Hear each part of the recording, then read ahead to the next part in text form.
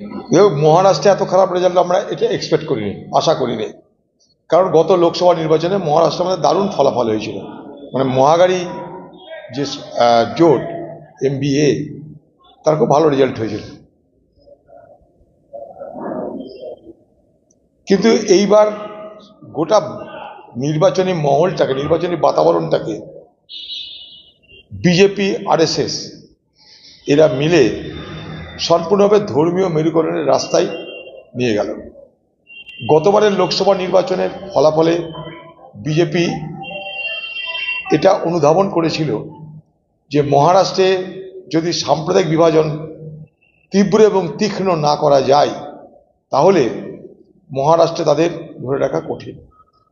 তাই যে মহারাষ্ট্র গত কয়েক মাস আগে, মাত্র গত কয়েক মাস আগে মহারাষ্ট্র আগাড়ি যারা, তাদেরকে যেভাবে সহযোগিতা করল, সেখানে কংগ্রেস, সেখানে উদ্ধব ঠাকরের শিবসেনা, সেখানে শরদ পাওয়ারের NCP, যেভাবে সেখানকার মানুষের সমর্থনটা পেলাম আমরা, এই নির্বাচনে আমাদের অনেক আশা থাকা সত্ত্বেও সেই ফলাফলটা আমরা দেখতে পেলাম না, সেই সমর্থনটা আমরা পেলাম না।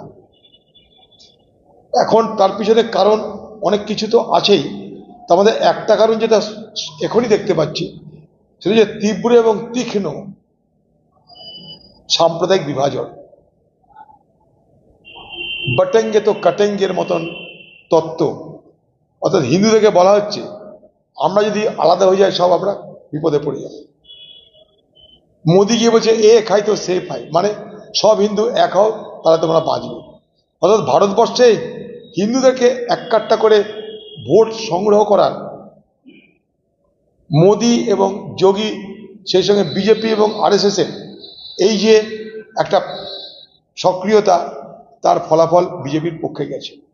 কংগ্রেস ধর্মনিরপেক্ষতার লড়াই করেছে, করছে, আগামী দিনেও করবে। উল্টো দিকে ঝাড়খণ্ডে বিজেপি পার্টি চেষ্টা করেও পারেনি।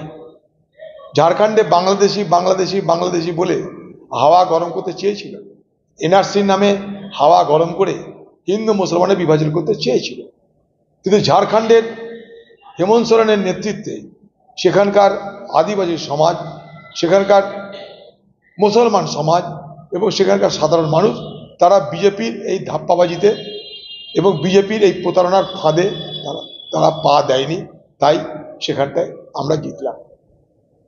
বাংলায় দেখা